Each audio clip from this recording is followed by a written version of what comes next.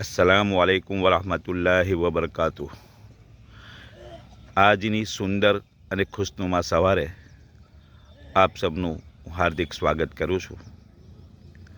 આપ જોઈ રહ્યા છો રોયલ રેસિડેન્સીની સામે આ સૂર્યોદય, ખૂબસૂરત અને આહલાદક દ્રશ્ય અને આ રોયલ રેસિડેન્સીનું ડેવલપમેન્ટ વર્ક,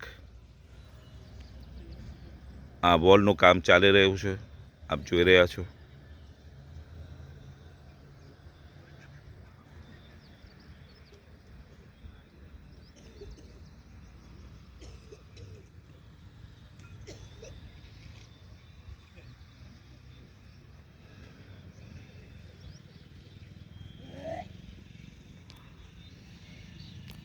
આ છે સેમ્પલ હાઉસ, એમાં 10% કામ બાકી છે। ઇન્શાઅલ્લાહ આ વોલનું કામ પૂરું થશે ત્યાર પછી એમાં દરવાજા, વિન્ડો અને આ જે પ્લાસ્ટર બાકી છે ત્યાં આગળ જે પટ્ટા આવશે, સિરામિક પટ્ટા, એ લાગી જશે અને ત્યાર પછી કલર કામ અને બધું થશે એટલે ખૂબસૂરત એક રો હાઉસ તૈયાર થઈ જશે। આ શોપિંગ સેન્ટર છે જે હું તમને આગળનો ભાગ બતાવું છું।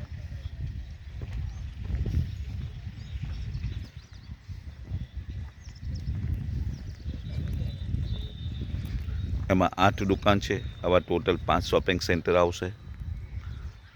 એક શોપિંગ સેન્ટર, 8 દુકાનો તૈયાર છે।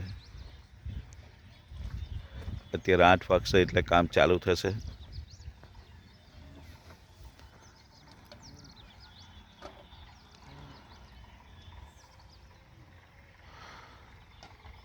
આ બધા લેબર્સ, કામદારોના ચૂલા સળગી રહ્યા છે, બધા પોતપોતાનું ખાવાનું બનાવે છે।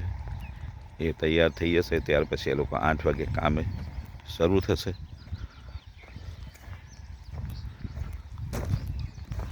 સામે દેખાય છે ત્યાં એક સુંદર ગાર્ડન ડેવલપમેન્ટ થવા જઈ રહ્યો છે। ગાર્ડનની વોલ પણ તૈયાર થઈ ગઈ છે।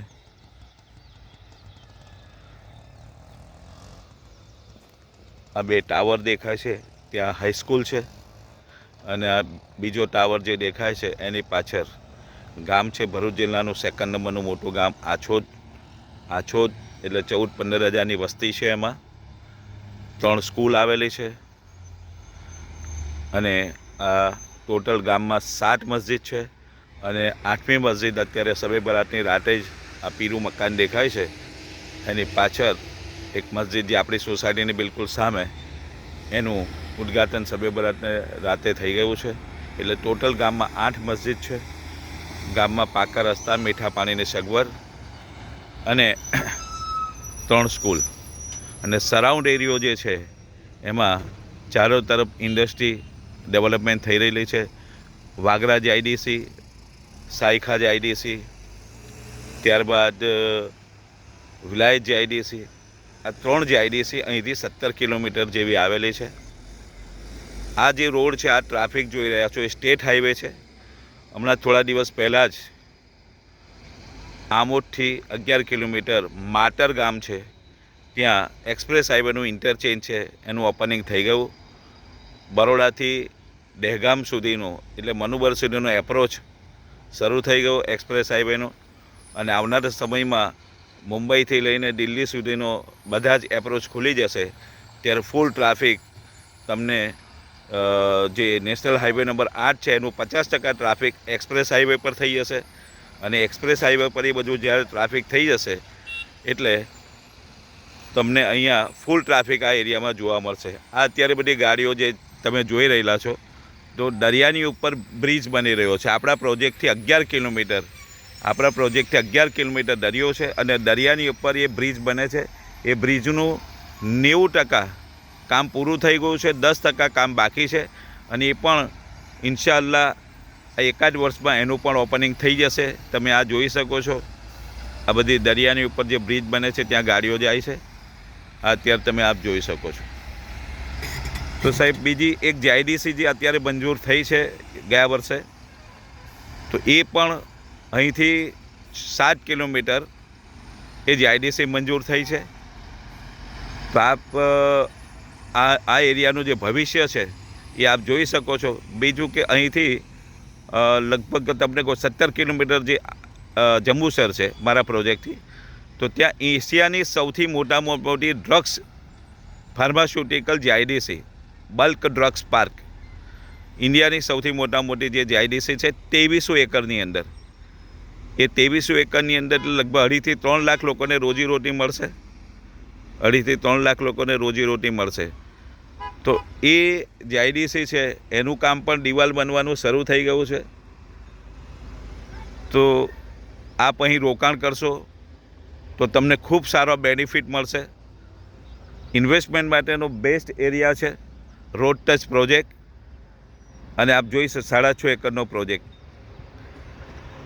5 શોપિંગ સેન્ટર કમર્શિયલ અને 184 પ્લોટ, 17x40, 24x40 અને 14x40. અમારા પ્રોજેક્ટની આગળ પણ એક શોપિંગ સેન્ટર બન્યું છે.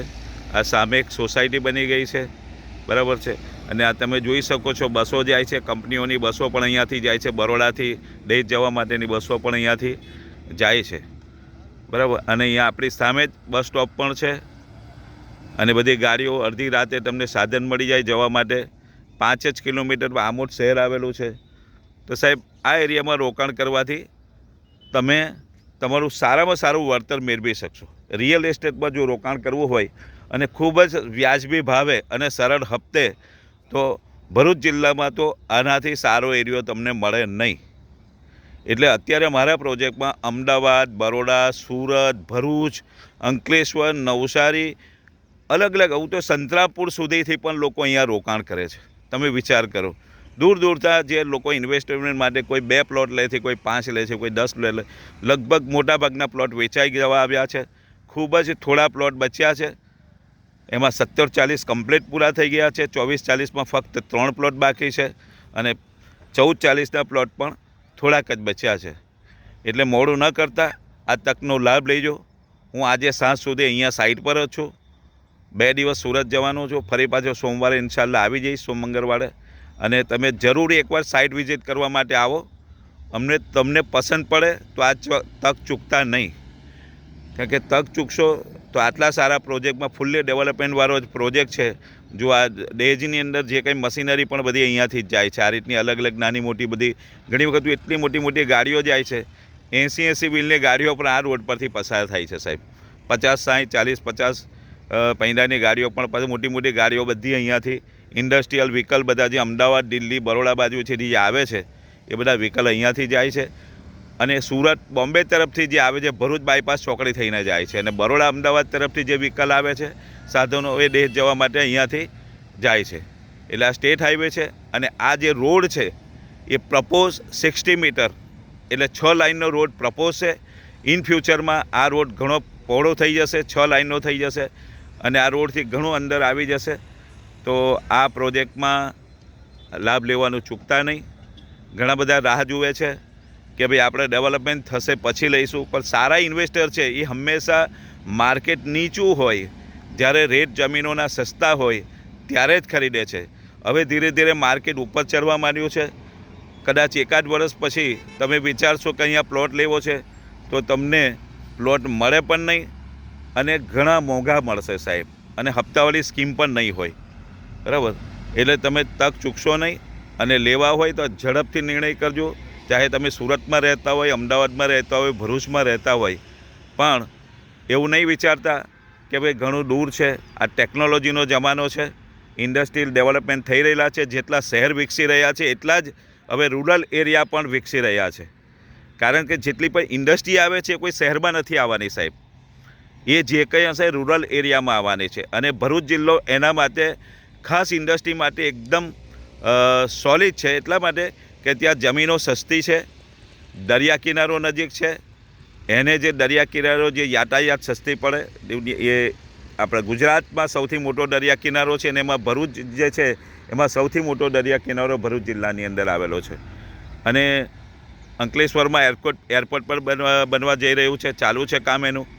અહીંથી મારા પ્રોજેક્ટથી પણ 21 કિલોમીટર અલાદર ગામ છે, ત્યાં પણ એરપોર્ટ માટેની જગ્યા પ્રપોઝ છે. બીજું કંઈક ભવિષ્યમાં જે કલ્પસર આવવાનું છે એ પણ અલાડર ગામમાં એનો છેરો આવશે, બીજો ઢોલેરા તરફ આવશે. ને ઢોલેરા પણ અત્યારે ઇન્ડિયાનું જે મોટું એક શહેર બની રહ્યું છે, દિલ્હી કરતાં મોટું એરપોર્ટનું કામ ચાલુ છે ત્યાં આગળ, તો એનો છેડો પણ એક આ તરફ આવશે, બીજો છેડો ઢોલેરામાં આવશે. તો આ બધા લાભ તમને મળવાના છે. અને દહેજની અંદર પણ અત્યારે લગભગ 3 લાખ એમ્પ્લોય કામ કરે છે. અને દહેજની અંદર ઇન્ડિયાની લાર્જેસ્ટ કંપનીઓ અને ઇન્ટરનેશનલ કંપનીઓ ત્યાં અત્યારે કાર્યરત છે. તો આ તક ચૂકશો નહીં. આ દહેજ અને આમોદ કોરિડોર છે, આ કોરિડોરની ઉપર તમે ઇન્વેસ્ટમેન્ટ કરશો તો એનો તમને ઘણો બધો લાભ મળશે. થોડું કહ્યું છે પણ ઘણું સમજજો અને વિચારજો. સમજદાર લોકો જે છે એમનામાંથી ઇશારો કાફી હોય છે. પછી એવું નહીં થાય કે ચીડિયા ચોક ગઈ ખેત, अब पछतावे क्या होवत है, जो सोवत है वो खोवत है, और जो जागत है वो पावत है. ઓકે, તો ફરીવાર મળતા રહીશું મિત્રો. ફરી એકવાર હું આપને આ દ્રશ્ય બતાવી, આખા પ્રોજેક્ટનો સરાઉન્ડ બતાવીને પછી હું આપની પાસેથી રજા લઈશ. આ જ રીતે ફરી આપણે મળતા રહીશું.